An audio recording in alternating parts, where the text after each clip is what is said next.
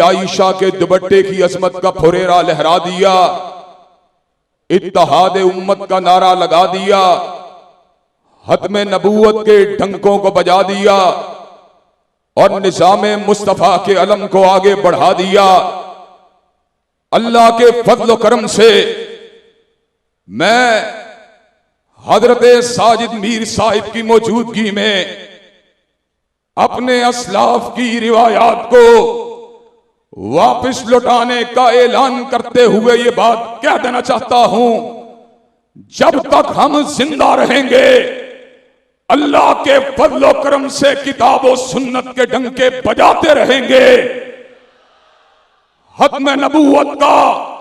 नारा लगाते रहेंगे,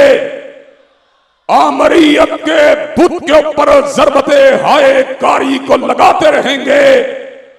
और निज़ामे मुस्तफा के अलम को इंशाअल्लाह पाकिस्तान की फिदाओं में लहराते रहेंगे।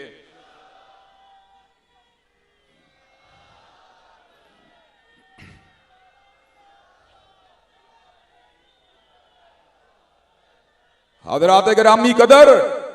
हम हजरत इमाम काबा को, हजरत फजीलत शेख साले बिन आले तालिब को इस बात का